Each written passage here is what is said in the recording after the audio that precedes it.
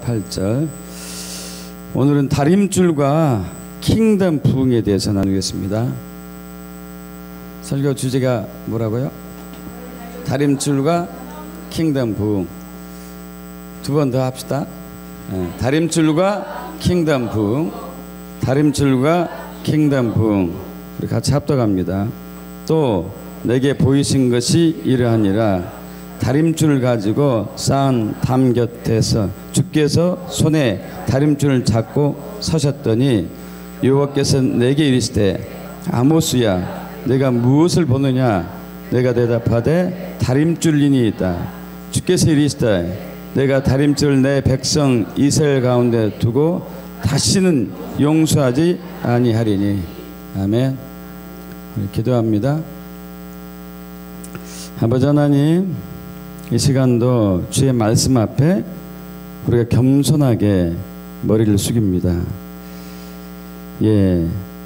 주님의 말씀은 우리의 삶과 사역과 신앙의 다림줄입니다. 오늘 말씀을 통하여서 우리의 삶과 신앙과 사역이 주님의 다림줄에 맞춰져 있는지 보여주시옵소서. 우리가 맞춰주지 않은 것을 발견했을 때에 겸비한 마음으로 회개하고 주께 돌아가게 하여 주옵소서. 한 사람도 다림줄에서 멀어지는 일이 있을 수 없도록 은총을 베풀어 주시옵소서. 말씀을 선포하는 저에게도 오직 성령의 나타남과 능력으로 선포하며 정확한 다림줄을 제시할 수 있도록 지혜를 주시옵소서. 감사드리며 우리 주 예수 그리스도로 기도합나이다. 아멘. 이제 킹덤 부흥이 시작되었습니다. 그리고 앞으로 엄청난 대부흥이 우리나라를 비롯해 가지고 세계 전역을 휩쓸 겁니다. 우리 지난주 토요일 주일 킹덤 부흥성에 이틀간 4섹션을 했었을 때에 여기에 불이 임했습니다. 그리고 또 지난주 화요일 날 이제 킹덤 힐링 컨퍼런스로 매주 화요일 날 시작하는 첫날이었는데, 그때 그 불이 그 전에 했던 그 불보다도 더 커졌었어요. 이제 이 불이 점점 커져서 우리 서울과 수도권, 그 대한민국을 휩쓸 것이고 그 불이 열방으로 이제 가게 될 것입니다. 그래서 대한민국의 교회에 회복과 부흥으로 이어질 것이고,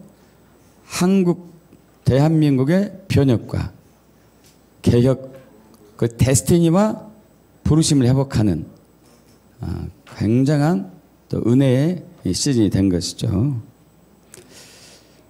이것은 어쩌면은 제 생각에는 하나님이 주시는 마지막 기회 같습니다. 왜냐하면은 하나님은 한국교회에 대해서 참으로 오래 참으셨어요. 정말 오래 참으셨어요. 한국교회가 하나님을 떠나고 수많은 죄와 허물과 악과 불법을 지었고, 또 교회 내에서 음란죄, 돈 사랑하는 것, 우상 숭배하는 것이 만연함에도 불구하고 하나님은 참으로 오래 참으셨습니다. 그래서 저와 여러분은 굉장히 중요한 기로에 서 있습니다. 하나님의 다림줄에 맞춰서 저와 여러분의 삶을 그 기준에 정확하게 다가서며 애통하며 회개하며 주님이 주시는 그 부흥을 맞이할 것인지, 아니면 그 다림줄에서 멀어질 것인지, 그래서 더 깊은 우리가 상상하지 못할 큰 어둠 속에 잠길 것인지. 대한민국을 향하신 하나님의 뜻은 부흥입니다. 킹덤 부흥이에요. 그러나 아무런 우리가 대가 지불을 안 한다고 해서 그 부흥이 오는 것은 아니에요. 우리 편에서 준비할 게 있어요. 우리 편에서 그분의 기준에 들어가야 할 것이 있습니다. 그래서 과거의 부흥의 패턴을 살펴보면서 하나님은 어떻게 그 부흥을 침체된 교회, 타락한 교회였던 그 교회를 부흥으로 이끌으셨는가. 물론 이 한 시간으로 다 살펴볼 수는 없고 이제 한두 가지만 살펴보기를 원합니다. 여러분 잘 아시는 하나님을 경험한 삶의 저자이신 헨리 블랙가비 목사님, 그분이 또 책을 쓴 게 하나님과 신선한 만남이라는 책을 쓰셨죠. 그래서 그분은 이제 사사기에 기록된 영적인 순환의 패턴을 이렇게 이제 얘기하고 있습니다. 뒤로 넘어갈까요?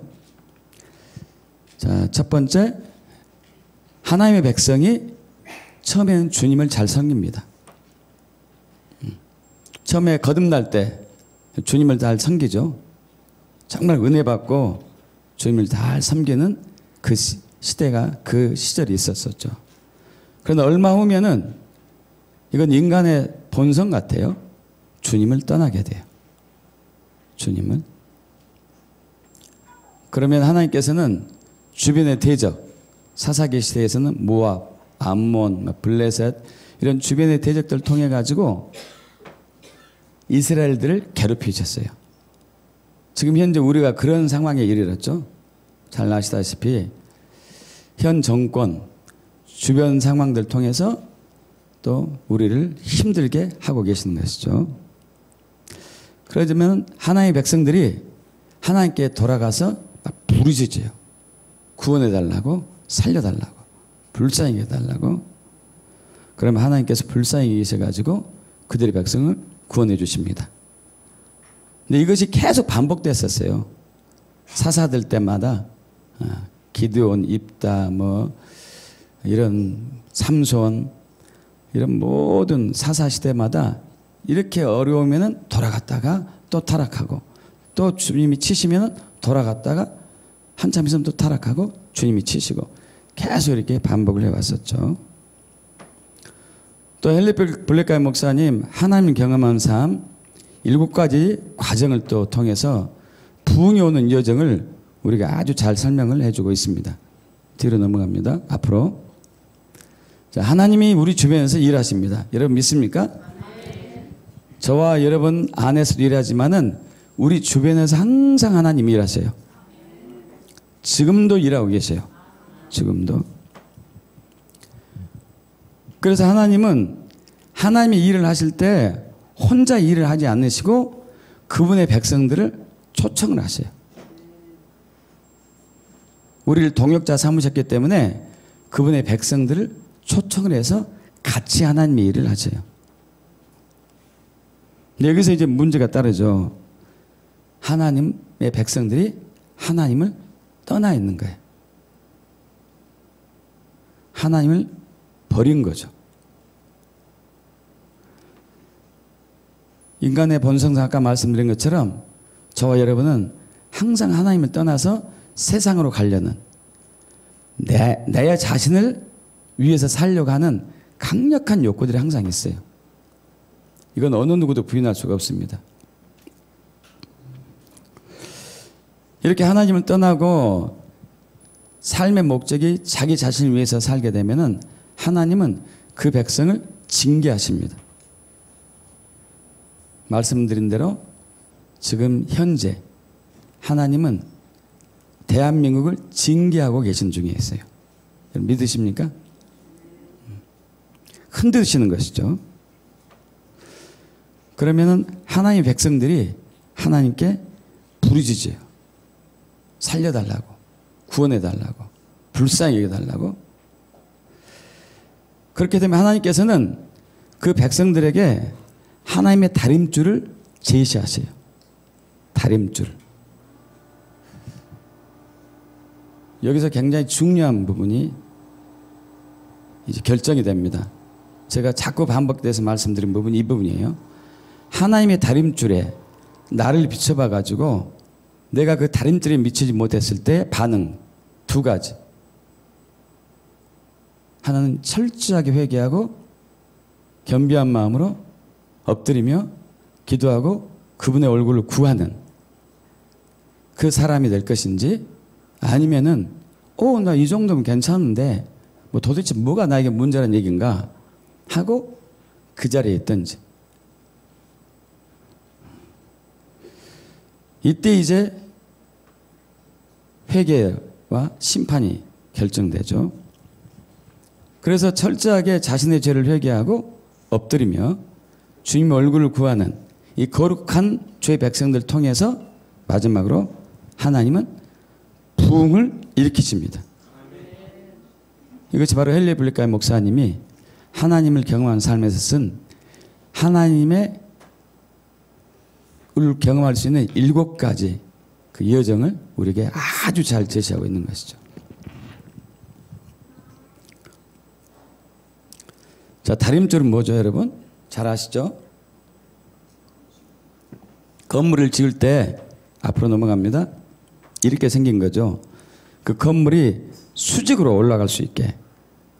조금이라도 비틀어지면 고층 건물은 이제 무너지기 쉬우니까 수직으로 올라갈 수 있게 딱 기준이 되는 그 줄을 얘기를 하는 것이죠.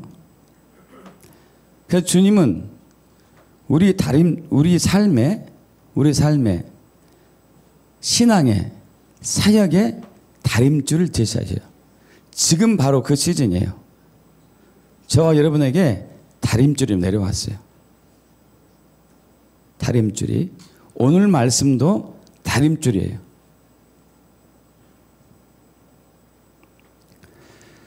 그리고 저와 여러분의 삶은 반드시 신앙과 삶과 사역은 하나님의 다림줄에 정확하게 맞춰줘야 돼요. 믿습니까?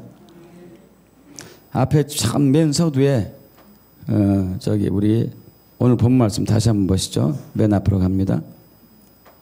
합독합니다. 또 내게 보이신 것이 이러하니라.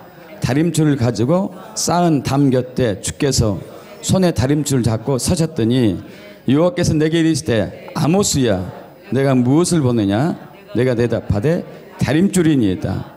주께서 이르시되 내가 다림줄을 내 백성 이스라엘 가운데 두고 다시는 용서하지 아니하리니. 여러분, 이 이스라엘 백성들은 아모스 시대에, 이사야 시대에, 에레미야 시대에 다 비슷한 시기죠. 하나님의 다림줄에 맞춰준 삶과 신앙과 사역이 아니었어요. 그래서 하나님 그 백성을 무너뜨리신 것이죠. 여러분, 하나님의 부흥이 오기 전에 다림줄의 기준이 조금씩 높여지기 시작해요. 하나님 앞에서는 하나님의 다림줄만 통해요. 제가 16년, 5년 전에 어느 한 선교단체에 5년간 계속 이렇게 훈련 받은 적이 있었어요. 그래서 그때 어떤 한 기도 사역자를 만나게 되었는데 그 사역자하고 한 5년간 교제를 했었죠. 근데 이제 평소에는 이런저런 두런두런 말을 이렇게 주고받았었는데 한 5년 되던 해에 그 사역자가 목사님 제가 전할 드릴 말씀이 있다고 그러더라고요. 뭡니까? 그랬더니 조금 신중한 얘기인데 잘 들어주시면 감사하겠습니다. 목사님을 5년 전에 처음 뵐 때 정확하게 자기가 기억한대요. 목사님을 딱 보는 순간에 환상이 보였어요. 근데 목사님 위에 책이 하늘 끝까지 다 있대요. 그래서 그분이 그렇게 생각한 거예요. 아, 이 목사님은 책을 굉장히 많이 읽은 분인가 보다. 그런데 그 책이 똑바로 쌓진 게 아니고 다시 아까 그가 앞으로 넘어갑니다. 삐뚤삐뚤 이렇게 쌓진 거예요. 하늘까지 올라가는 책이. 그런데 어떤 한 손가락이 딱 나타나가지고 이걸 톡 밀었어요. 이것이 와르르 무너진 것이죠. 그리고 5년이 지났어요. 5년이 지나고 난 이후에 그분이 다시 이제 제 위에 저를 보는 순간에 환상이 또 열렸어요. 봤는데 그 책들이 가지런하게 쌓아져 있는 것을 봤어요. 여러분, 하나님은 하나님의 기준에 주의 백성들이 맞춰주기를 원해요. 그건 저도 예배도 아니고 여러분도 예배가 아니에요. 항상 하나님의 기준에 맞추는 그런 이제 삶과 신앙과 살게 되는 것이죠. 여러분, 주님의 영광, 주의 부흥이 오고 나면은 다림줄이 하나님의 기준이 엄청 높아져 갑니다. 굉장히 높아져 있어요. 하나님의 부흥이 오기 전에 하나님의 백성들의 삶이 굉장한 타락과 부패와 오염이 됐음에도 불구하고 하나님은 그때까지는 참으십니다. 그리고 이제 거룩하게 회복된 하나님의 백성들을 다림줄에 이렇게 기준에 맞추는 하나님의 백성들을 통해서 부흥을 보내시는데, 부흥이 오고 난 이후에 하나님의 백성들이 죄를 범했을 때는 그때는 굉장한 강력한 심판이 와요. 대표적으로 저번에도 말씀드렸다시피 사도행전 5장에 아나니아하고 삽비라, 그런 대표적인 예죠. 당시 이제 부흥이 와가지고 하나님의 백성들이 성령의 강력한 감동을 받아서 자신들의 재물을 다 팔아가지고 사도들의 발 앞에 두었어요. 사도들은 그것을 가지고 사람들을 골고루 이렇게 윤택하게 삶을 해줬었죠. 근데 그 중에 아나니아와 삽비라 부부가 판 재산의 일부를 숨기고 일부만 하나님께 드리죠. 맨 처음에 아나니아 남편이 왔었을 때 베드로가 묻죠. 이것이 다냐? 답니다. 그러자 베드로가 그러죠. 네 마음에 사탄이 가득하구나 하는 순간 죽어요. 그 뒤로 아내 삽비라가 오는데 똑같은 일이 반복되죠. 여러분, 지금으로 얘기하면은 우리 부흥이 오기 전에 단계로 얘기하면은 11조 떼먹은 거예요. 11조 떼먹어가지고 죽는다면은 저를 포함해서 여기는 한 사람도 모르겠습니다. 한두 사람은 살지 모르겠어요. 다 죽는 거죠. 지금은 우리 살려두셨어요. 왜? 아직 부흥이 오기 직전이기 때문에 하나님의 기준이 엄격하게 높아지지 않았어요. 레위기 10장에 보면은 아론의 첫째 아들, 둘째 아들, 대제사장 아론의 첫째, 둘째, 셋째, 넷째가 다 제사장이었는데 첫째, 둘째 아들이 하나님이 제단에서 성전에서 하나님이 명하지 않는 다른 불로 분향하다가 그 자리에서 죽고 맙니다. 분향은 우리 기도를 얘기하죠. 기도.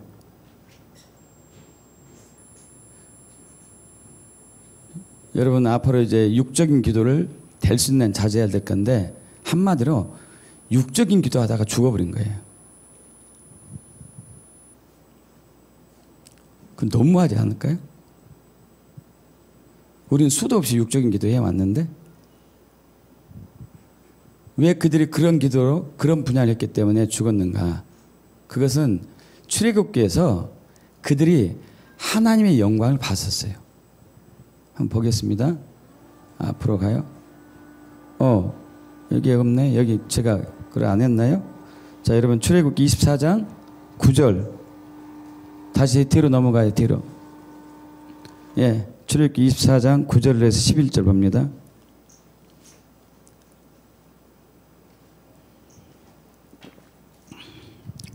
출애굽기 24장 9절에서 11절 합독할까요? 모세와 아론과 나답과 아비후와 이스라엘 장로 70인이 올라가서 이스라엘 하나님을 보니 그 발 아래는 총옥을 편뜻하고 하늘같이 청명하더라. 하나님이 이스라엘 자손들의 존귀한 자들에게 손을 대지 아니하셨고 그들은 하나님을 뵙고 먹고 마셨더라. 자, 이것이 레위기 10장의 사건이 일어나기 전이었어요. 여기서 분명히 나와 있죠. 모세와 아론과 나답과 아비후를 비롯한 장로들 70명이 산에서 하나님의 영광을 봤어요. 하나님의 영광을 봤지만 그들이 죽지 않았습니다. 하나님께 보호하셨기 때문에. 끝나고 난 이후에 나답과 아비후가 하나님이 명하지 않는 다른 벌로 분향하다가 그 자리에 죽었어요. 생명의 하나님이 생명을 죽여버린 것이죠. 아나니아 삽비라도 나답과 아비후도. 왜냐하면 하나님의 거룩을 훼손했기 때문에 이제 대부흥으로 가야 할, 하나님이 대부흥으로 역사해야 할 이 중요한 시점에 엄청난 죄를 지었거든요. 수많은 영혼을 구원할 수 있는 엄청난 기회가 이제 시작됐는데 이 두 사람의 범죄로 이것이 사그라들 위기가 처한 거죠. 그래서 하나님께서 할 수 없이 수많은 영혼들을 살리고자 그들 죽였던 거예요. 물론 그렇다고 아나니아 삽비라가 지옥에 간 건 아닙니다.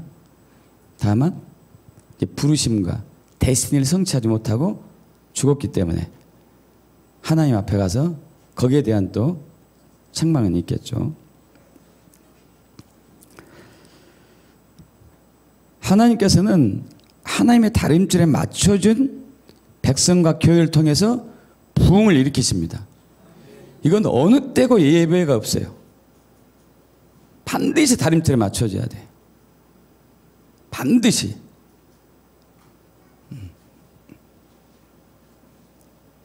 그리고 부흥의 물결이 크게 하면 크게 올수록 다림질의 기준도 세져요, 강도가. 여러분, 대부흥을 맞기를 원하십니까?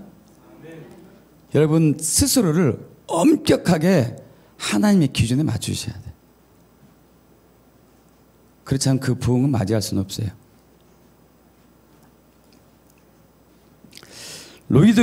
마틴 로이드 존스 목사님 여러분 유명하시죠? 이분은 영국의 의사 출신이세요. 40대부터 설교를 하기 시작했는데 명설교죠. 명강연이었고 웨스트민스터 채플에서 수많은 사람들이 그분의 강의를 듣기 위해서 막 구름대처럼 물밀듯이 밀려왔었어요. 그분이 쓴 부흥이라는 책은 정말로 놀라운 책이에요. 그분은 자기 생전에 부흥을 맞이한 적은 없습니다. 그러나 부흥에 대해서 성경에 나온, 그리고 전 세대에 맞이했던 부흥에 대해서 깊이 연구한 결과 이렇게 해야지 부흥을 맞이할 수 있다는 그 기준을 제시한 거예요. 이렇게 해야지 부흥을 맞이할 수 있다. 그러면서 그분이 뭘 말씀하냐면은 부흥이 오기 전에 하나님의 다림줄이 재발견된다고 얘기해요. 부흥이 오기 전에 하나님의 다림줄이 재발견된다. 예를 들면은 종교개혁의 선두주자가 마틴 루터잖아요. 마틴 루터. 마틴 루터가 무슨 얘기를 했죠? 의인은 믿음으로만 살리라. 의인은 오직 믿음으로만 살리라. 여러분 한번 생각해 보십시오.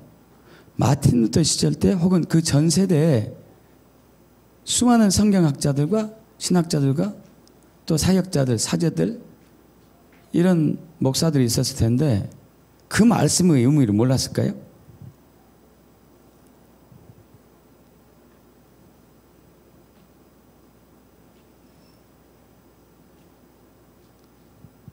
그런데 마틴 루터는 이 말씀으로 종교개혁을 일으켰어요. 이 말씀으로.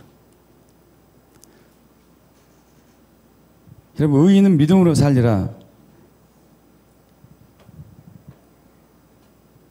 진정 이 말씀을 믿으신가요?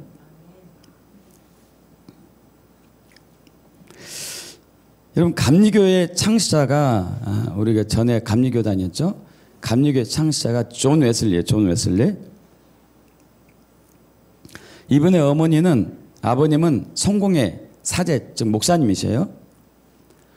어머니는 굉장히 믿음이 좋으셔가지고 자녀들 많이 낳았는데 자녀들 하나하나를 홈스쿨링 통해 가지고 그 당시 홈스쿨링이 대세였기 때문에 믿음으로 키웠어요. 모태 신앙으로 태어났으면서도 어머니와 아버지, 목사님 아버지와 믿음 좋은 어머니를 두고서 아래서 믿음으로 자랐어요. 그리고 결국 이제 존 웨슬리 목사님은 옥스퍼드, 유명한 옥스퍼드 신학교에 들어갑니다. 여러분, 거기서 그의 삶이 놀라웠어요. 매일 홀리클럽을 만들어가지고 매일 모였어요. 동생 찰스 웨슬리도 모였고 매일 모여가지고 예배하고 말씀 읽고 묵상하고 전도하고 매일. 그러자 그 대학에서 그 친구들에게 별명을 주었습니다. 너무 규칙적으로 하는 거예요. 정확한 시간에 모이고 정확한 시간에 헤어져서 정확한 시간에 전도하고. 저들은 규칙쟁이들이다. 지어준 게 메소디스트. 규칙쟁이들. 메소디스트라고 지어줬어요. 그리고 그걸 졸업했습니다. 졸업하고 이제 성공의 사제가 되었는데 얼마나 믿음 가운데 살려고 몸을 쳤는지 흔적을 볼 수 있는 게 뭐냐면은 결혼할 때도 하나님의 뜻을 물었어요. 자기가 정말 좋아하는 여자가 있었습니다. 그 여인도 자신을 좋아했어요. 그리고 저 여인을 마음에 두고 있었지만 그럼에도 불구하고 하나님께 뜻을 여쭤요. 그래서 막대기를 가운데 이렇게 딱 정중하게 세워놓고 이것이 오른쪽으로 가면은 저 여자하고 결혼한다. 왼쪽으로 가면 아니다. 이렇게 한 거예요. 간절하게 기도하고 딱 했는데 왼쪽으로 넘어진 거예요. 결혼 안 했어요.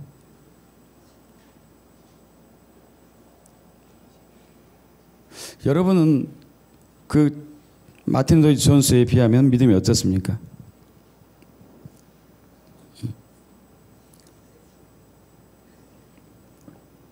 그리고 이제 그 여인도 잊을 겸 선교차 차원으로 미국으로 건너가죠. 미국을 건너가서 인디안 원주민들을 복음을 전하기 시작해요. 2년 동안. 근데 열매가 거의 없었어요.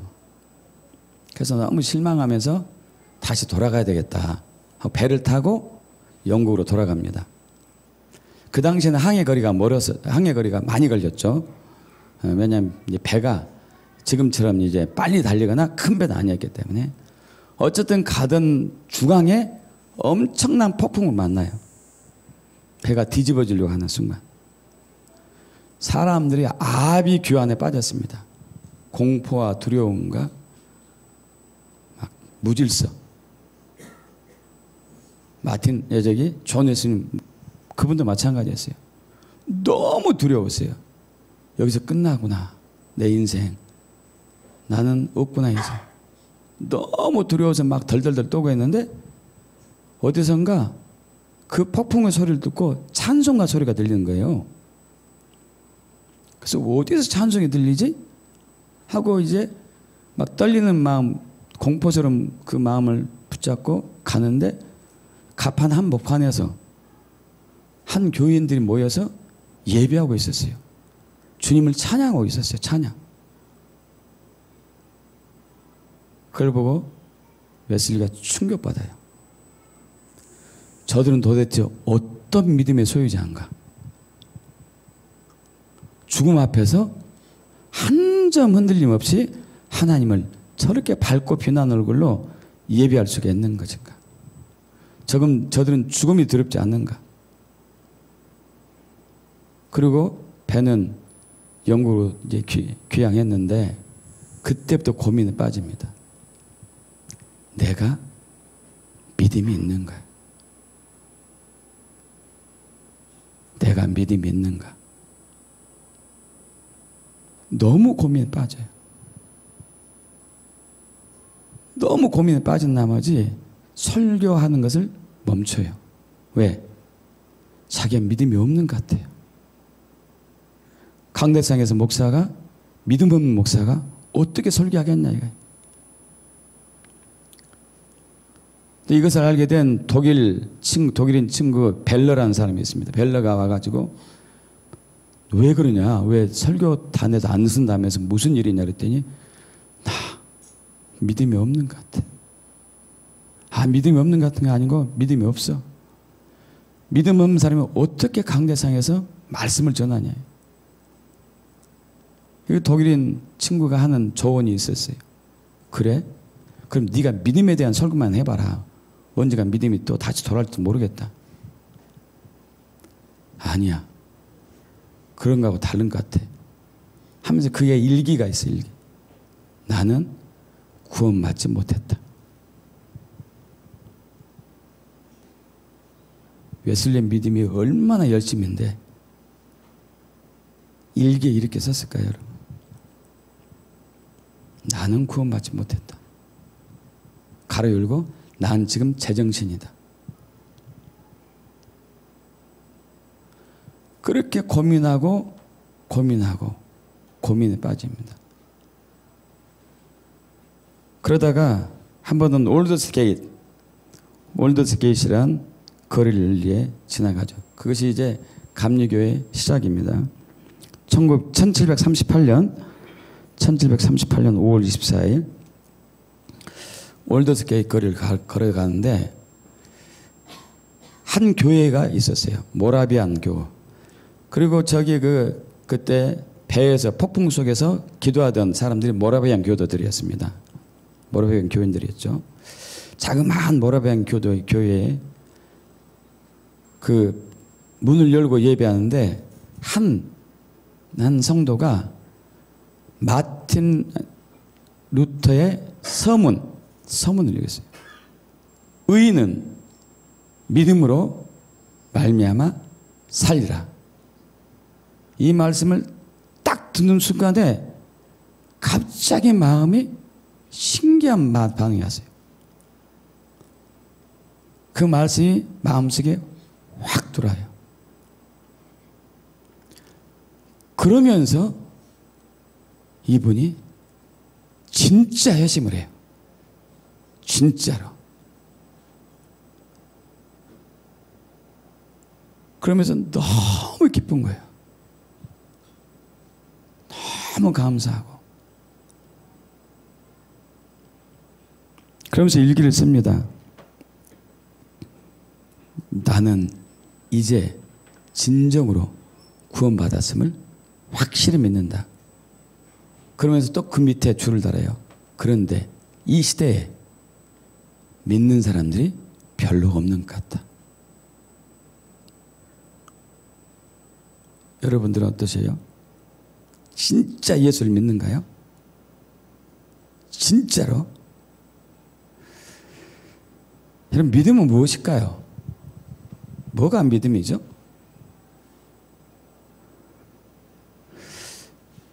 우리 앞으로 넘어갑니다. 합독해 볼까요? 너희는 믿음 안에 있는가? 너희 자신을 시험하고 너희 자신을 확증하라. 예수 그리스도께서 너희 안에 계신 줄을 너희가 스스로 알지 못하냐? 그렇지 않으면 너희는 버림받은 자니라. 이건 자주 들은 말씀이죠. 여러분을 시험하시기 바랍니다. 여러분 확증해 오세요. 뭐가 믿음인지. 제가 하나하나 제시해 볼게요. 우리가 믿음에 대한 오해와 착각들이 많아요. 그 중에 제일 빠지기 쉬운 게 앞으로 넘어갑니다. 종교적 행위에 열심한 것을 믿음이라고 착각한 게 제일 많이 빠진 함정이에요.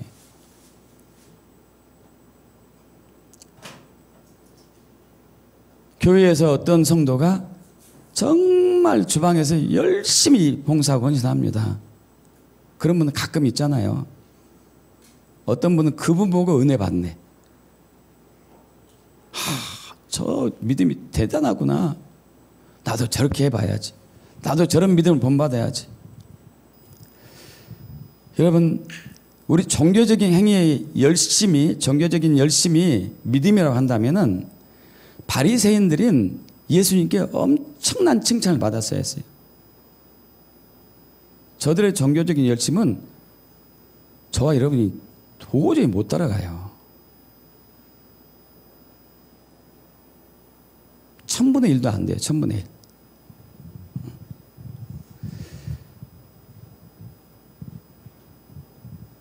로마서 10장 2절 3절 내가 증언하노니 그들이 하나님께 열심히 있으나 올바른 지식을 따른 것이 아니니라. 하나님의 의를 모르고 자기 의를 세우고 힘써 하나님의 의에 복종하지 아니하였느니라. 저들은 정말 열심히 했습니다. 바리새인들은 최소한 모세 오경을 외웠어야 했어요. 모세 오경. 매일 성경 읽었어야 했고 성경을 연구했었고 기도했어야 했고 일주일에 2번 금식하고.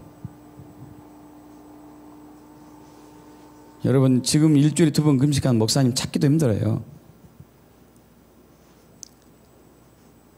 소득의 11조는 선물 받은 것까지도 돈으로 환산해서 했어요. 전도할 때 물 건너 산 건너서 전도했어요. 여러분 그런데 예수님은 너희는 믿지 않는다 그래. 독사의 새끼들아 그래. 여러분 종교적인 열심이 좋지만 믿음은 아니에요. 너무 많이 착각해. 너무 많이. 내가 교회 나오니까, 내가 성경 읽으니까, 내가 금식하니까, 내가 헌금하니까, 내가 전도하니까 나는 믿어. 그럼 바리새인도 믿어야 됐을 거 아니에요. 종교적인 열심이 믿음은 아니에요. 또 하나 착각하는 게 있죠. 성경을 읽다가 혹은 설교를 듣다가 깨달았어. 아, 이거였구나. 기쁘죠? 중요하죠. 깨달은 것은. 아, 이것은 성경 보고 이걸 깨달았는데 저는 진짜 예수 목회하기 전에 그런 거 생각 가끔 했다니까요. 딱 성경을 매일매일 그때 읽었었는데 보는 순간 막 깨달음이 오잖아요. 그러면 이제 가끔은, 늘 그러진 않지만은 1년에 한두 번은 야, 요즘 이거 목사들도 이거 잘 모를 거야. 이 깊은 깨달음을 어떻게 할까? 그러면서 내가 믿음이 있는 것 같이 느껴지더라고요. 종교적인 이 말씀의 깨달음은, 혼의 깨달음은 믿음과 연결되지 않아요. 영적인 깨달음과 혼의 깨달음은 달라요. 우리는 영과 혼과 마음을 분별할 수가 없으니까 그냥 깨달음이 있는 줄 아는가 봐. 여러분 아니에요. 혼의 깨달음은 그냥 여기서만 머물러 있어요. 왜냐하면 믿음은 머리의 영역이 아니고 마음의 영역이에요. 사람이 머리로 믿어 의에 이릅니까? 마음으로 믿어 의에 이릅니까? 마음으로. 합독해 볼까요? 로마서 10장 9절 10절 내가 만일 내 입으로 예수를 주로 시인하며 또 하나님께서 그를 죽은 자 가운데 살리신 것을 내 마음에 믿으면 구원을 받으리라. 사람의 마음으로 믿어 의에 이르고 입으로 시인하여 구원에 이르느니라. 많은 사람들이 머리로 이해한 것을 믿음이라고 해요. 머리로 이해한 것을. 믿음은 마음이에요. 그래서 성령님이 개입하지 않고는 절대 믿을 수가 없어요. 왜냐하면 성령님은 진리를 증거하시는 분이잖아요. 진리를 우리에게 보여주신 분이잖아요. 고린도후서 4장 6절 어둠 가운데 빛이 지사 말씀하시는 그 하나님께서 우리 마음 가운데 예수 그리스도가 어떤 분인가를 증거하신다. 성령님이 우리 마음 가운데 비춰주셔요. 우리가 머리로 이해해서 예수를 믿는 것은 믿음이 아니라고요. 머리를 위해서 말씀을 믿는 것은 믿음이 아니에요. 아직은. 그것은 아까 웨슬리처럼 위기 상황 가면은 그건 없어져요. 진짜 믿음은 위기 상황에서 흔들리지가 않는 믿음이 진짜 믿음이거든요. 여러분 근데 진짜로 흔들지 않으셔요?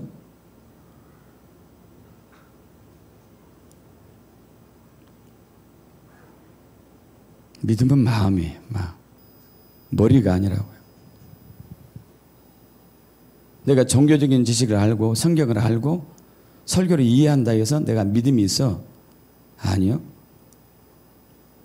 그러진 않아요. 마음이 영역이기 때문에. 또 우리가 착각하는 것이 또 있죠. 기도에 대한 응답이 왔기 때문에 나는 믿는다고 착각하는 거예요. 어떤 게 필요해가지고 전심으로 기도했더니 주님이 주셨어요. 할렐루야. 간증하고 다니죠. 자기가 믿는 줄 알죠. 여러분 그럼 이 말씀은 뭘까요? 시편 106편 14절 15절 합독합니다. 광야에서 욕심을 크게 내며 사막에서 하나님을 시험하였도다. 그러므로 여호와께서는 그들이 요구한 것을 그들에게 주셨을지라도 그들의 영혼은 쇠약하게 하셨도다.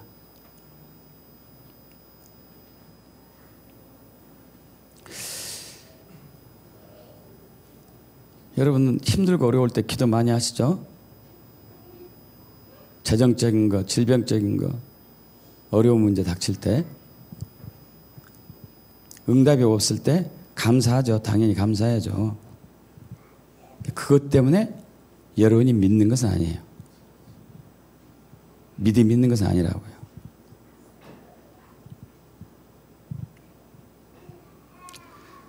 육적인 기도도 하나님이 들어주셔요. 육적인 기도도. 진짜 하나님이 원하는 것은 육적인 기도가 아니고 영적인 기도예요. 영적인 기도. 이 시대에 너무도 많은 그리스도인들이 육적인 기도가 범람했어요. 제가 처음에 목회할 때 저희 사업장에 그때는 사업을 하고 있었었는데 어떤 한 단골 고객 중에 한 분이 교장 선생님이 이분이 은퇴해가지고 남은 여생을 뭐 하면 좋을까 고민하다가 예수를 믿어야지 해가지고 신앙생활 하기 시작했어요. 참 대단하죠. 그러다가 이제 제가 목회를 한다는 얘기 듣고 이제 기도를 목사님 어떻게 하면 좋을까요? 그래. 어떻게 하면 좋을까요? 새벽 기도도 나간대. 나간 지 얼마 안 됐는데요. 새벽 기도 나가고 주일은 올로 참여하고 수요일 날, 금요일 날 다 나간대. 다. 새벽 예배도 포함해서. 그래서 기도를 어떻게 해야 되겠습니까? 교인들이 막 새벽에 주여 하면서 기도하는데 자기도 기도해야 될 텐데 구할 게 뭘 구해야 할지 모르겠다 이거예요. 뭘 구해야 되겠습니까? 그래서 적어드렸어요. 주님, 저는 주님을 알기를 원합니다. 예수님, 저는 주님 만나기를 원합니다. 아버지, 저는 주님을 진짜로 사랑하기를 원합니다. 세 가지.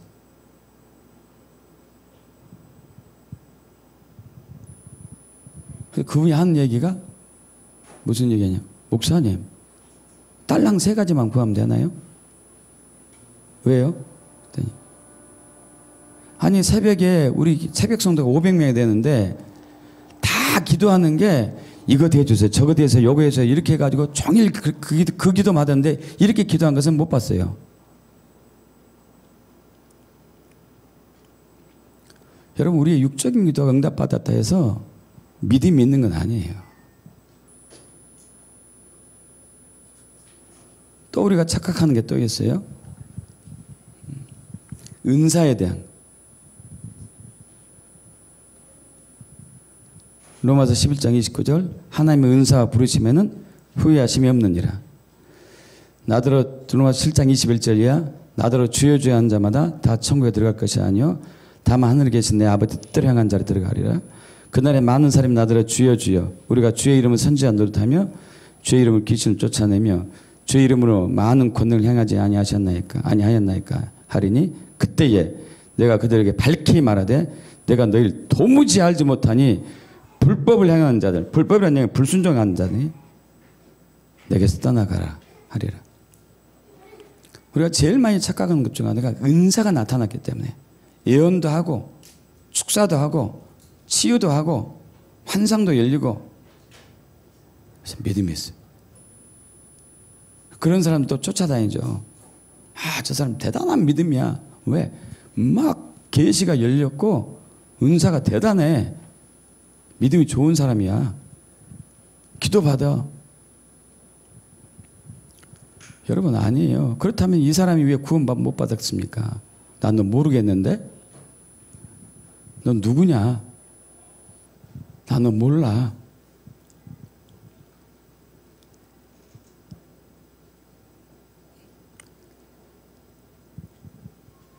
또 많이 착각하는 것도 있어요. 자기 확신을 믿음이라고 착각하는 거예요.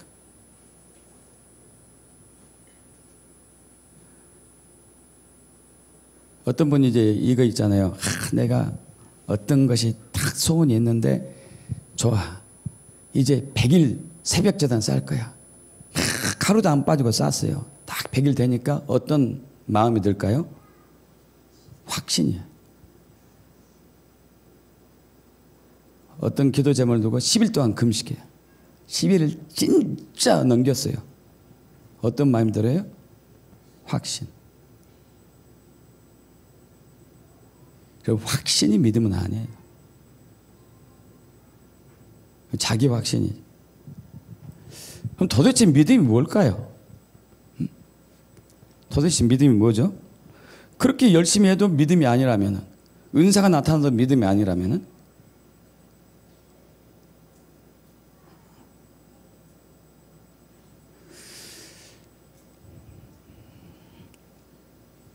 이걸 고민하면서 이렇게 어떻게 우리 교회들에게 얘기를 할까 하는데 주님이 지혜 주시더라고요. 믿음은 하나님 나라다. 킹덤이다. 믿음은 뭐라고요? 하나님 나라, 킹덤. 하나님 나라, 킹덤. 누가복음 8장 15절에 이제 그 네 가지 밭의 비유가 누가복음에도 나오죠. 하나님 나라에 대한 이제 그 말씀에서 누가복음 8장 15절 우리 합독해 봅니다. 찾아보시죠.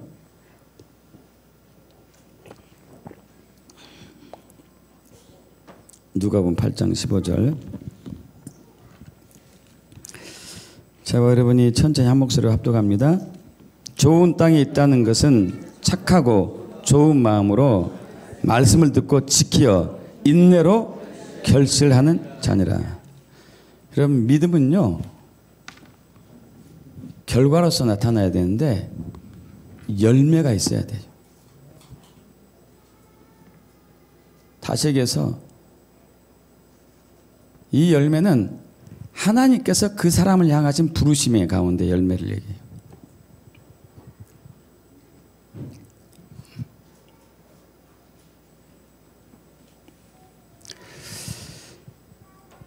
마태복음 13장 8절 잘 아시죠? 13장 이제 네 가지 밭이 있잖아요. 길가밭, 돌밭, 가시밭, 옥토. 농부가 이제 씨를 뿌렸는데 일부는 길가밭, 일부는 돌밭, 일부는 가시밭, 일부는 옥토에. 그래서 길가에 뿌려진 씨는 땅에 심겨지지 않았기 때문에 새들이 와서 주워 먹었고, 돌밭에 뿌려진 씨는 처음에는 잘 자라지만은 돌에 의해 가지고 뿌리가 박히지 못하니까 햇빛이 나오자 타서 말라 죽었고, 가시밭에 뿌려진 씨는 처음에는 잘 자랐지만은 가시의 기운에 의해서 그것이 열매가 되지 못했고, 옥토에 뿌려진 씨만 30배, 60배, 100배의 열매를 맺는다.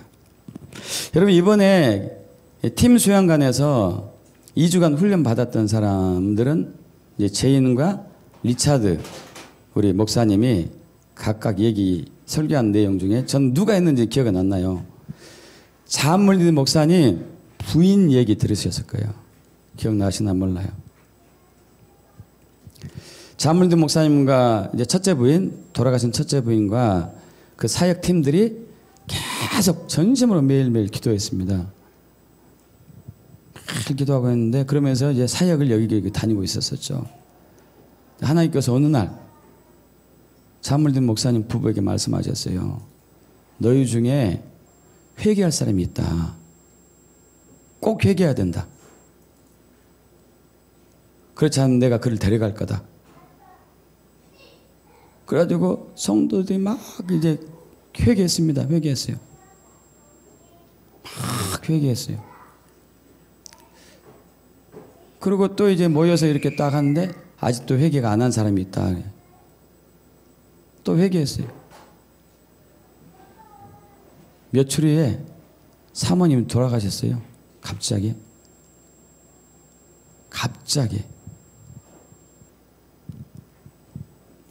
그래서 그 사모님이 돌아가셔가지고 주님 앞에 섰습니다.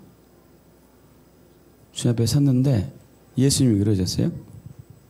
너는 내가 왜 기회를 주었는데 회개하지 않았니?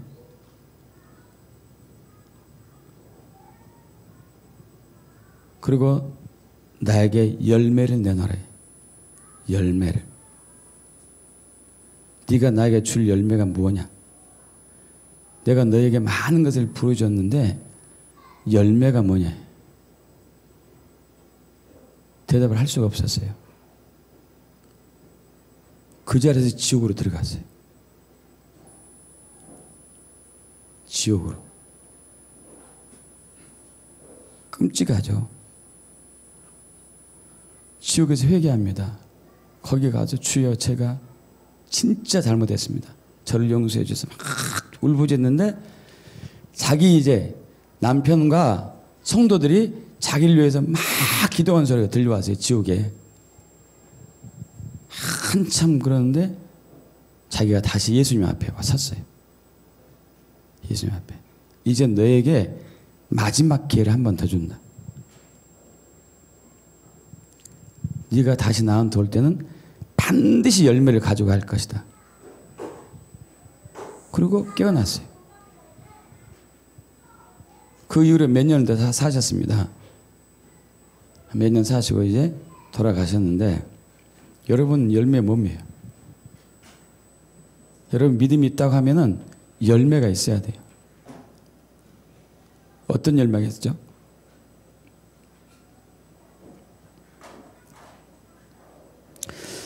여러분 하나님 나라에서는 믿음은 자라야 돼요.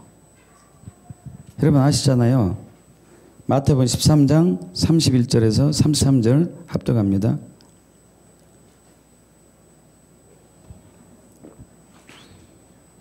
마태복음 13장 30에서 31절 합독합니다. 또 비유를 들어 이르시되 천국은 마치 사람이 자기 밭에 갖다 심은 겨자씨 하나를 같으니 이는 모든 씨보다 적은 것이로되 자란 후에는 풀보다 커서 나무가 되며 공중의 새들이 와서 그 가지에 깃들이느니라. 또 비유를 말씀하시되 천국은 마치 여자가 가루 서말 속에 갖다 넣어 전부 부풀게 한 누룩 같으니라. 그런 말씀이 우리 안에 심어졌지만 씨를 땅에 심으면 자라죠. 믿습니까? 자라서 열매가 나오죠. 말씀이 생명의 말씀이 우리 안에 들어왔으면 자라야 돼요. 믿습니까? 자라서 열매가 나와야 돼요. 근데 여러분 열매가 없잖아요. 자라고 있지도 않잖아요. 여러분 믿음이 지금 자라고 있습니까? 1년 전 믿음과 지금 믿음이 똑같습니까? 자랐습니까? 10년 전 믿음과 지금 믿음이 똑같습니까? 자랐습니까? 그럼 똑같다면 믿음에서 떠나고 있는 거예요. 왜? 씨는 자라고 정상인데 내가 자라지 않고 있어요. 죽었던지 뭐 했을 거 아니에요.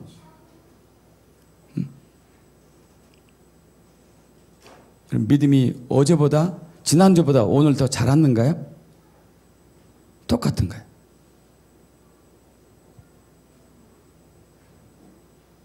그럼 믿음에서 떠나기 시작한 거예요. 떠났든지 떠나기 시작했든지. 전혀 잘하지 않았다면 옛날과 내 생활이 지난주와 한 달 전과 1년 전과 똑같아.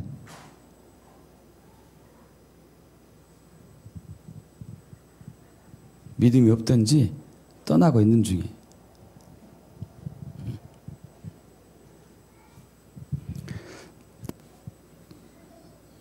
마지막으로 믿음은 매 순간 모든 것을 걸지 않으면 믿음은 아니에요.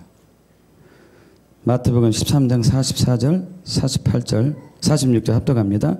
천국 마치 마태복음 13장 44절, 46절 합독이요. 천국은 마치 밭에 감추인 보와 같더니 사람이 이를 발견한 후 숨겨두고 기뻐하며 돌아가서 자기의 소유를 다 팔아 그 밭을 사느니라. 또 천국 마치 좋은 진주를 구한 장사와 같더니 극히 값진 진주 하나를 발견하며 가서 자기의 소유를 다 팔아 그 진주를 사느니라. 여러분, 이것은 이제 우리가 예수님으로 이렇게 비유를 많이 하죠. 맞습니다. 근데 또 하나 있어요. 하나님 말씀. 하나님 말씀이.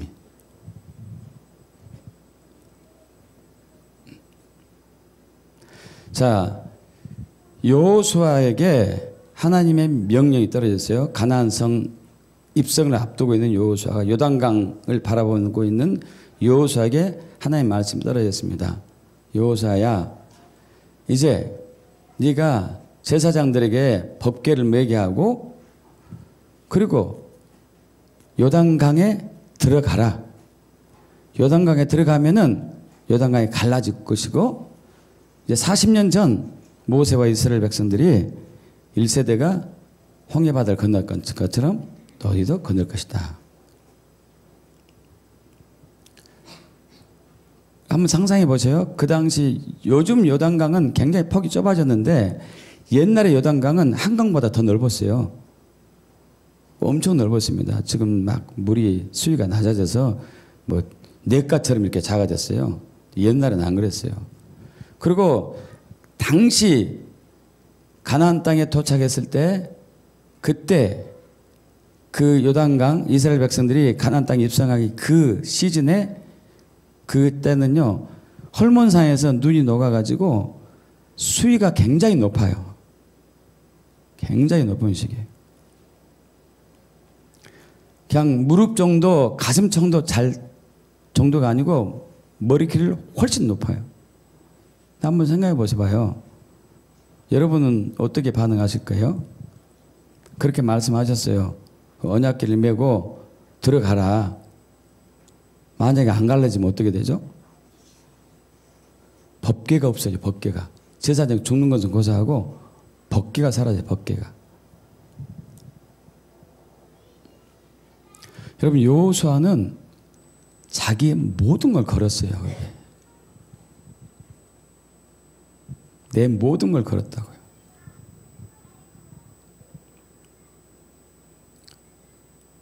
믿음은 나의 모든 걸 걸지 않으면은 그걸 통과할 수가 없어요. 하나님 말씀에 나의 모든 걸 걸어야지만이 통과돼요. 여러분, 제가 계속 킹덤에 대해서 얘기합니다. 그럼 킹덤을 원하십니까? 부흥을 원하십니까? 부흥이 지금 온다고 주님이 약속했어요. 말씀하신 것 믿습니까? 그럼 거기에 모든 걸 걸지 않으면은 그건 믿지 않는 거예요. 지금 모든 걸 걸고 계세요?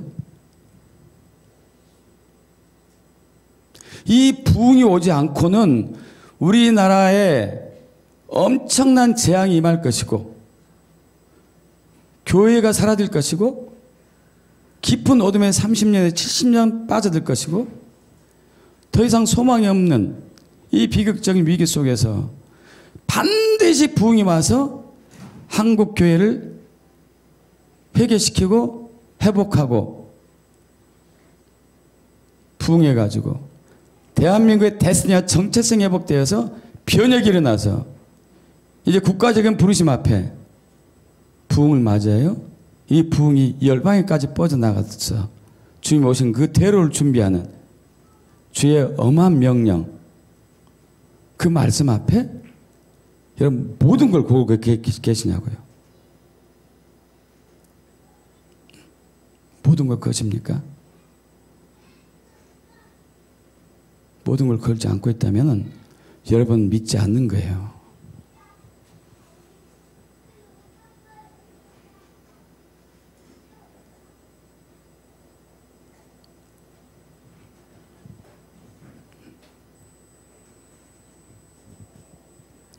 그래서 로이드 존스 목사님, 마틴 로이드 존스 목사님이 한 얘기가 그거예요. 부흥이 오기 전에 항상 발견되어지는 것은 말씀, 진리가 재발견되어진다. 믿음은 오직 의인은 오직 믿음으로만 하면 살려라. 이건 누가 모릅니까? 어느 목사님 모르고 어느 성도가 몰라요. 그 실제로 내 삶에서 그것이 이루어지냐고요. 열매가 나타나 있고 잘하고 있고 모든 걸 걸고 계시냐고.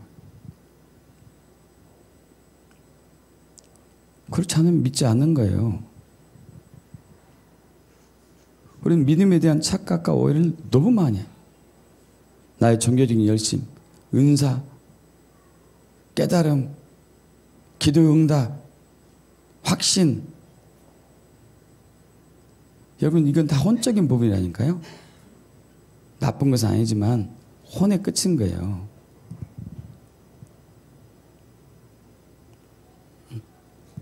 믿음은 마음인데 온 마음으로 전심으로 모든 걸 걸지 않고는 믿지 않는 거다고요. 여러분 하나님의 다림줄이 저와 여러분 가운데 내려졌어요. 지금 오늘 내려졌습니다. 믿습니까? 진짜 믿는지 안 믿는지 저와 여러분 가운데 내려졌다고요.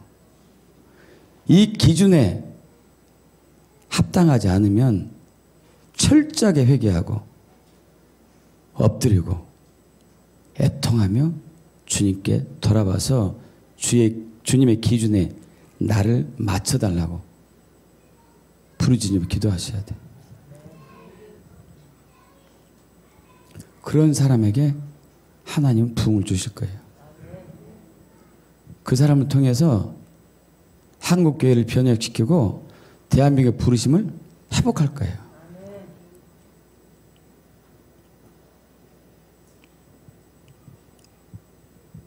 그렇게 축복합니다. 엄청난 부흥의 물결이 지금 오고 있어요. 마틴 루터가 의인은 믿음으로만 살리라. 이때보다도 더 높은 기준이 우리에게 필요해요. 더 높은 기준. 왜냐하면 부흥의 크기가 다르기 때문에.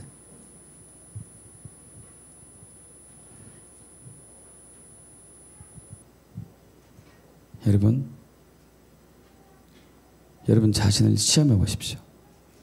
내가 믿음이 있나 없나 확증해 보셔봐요.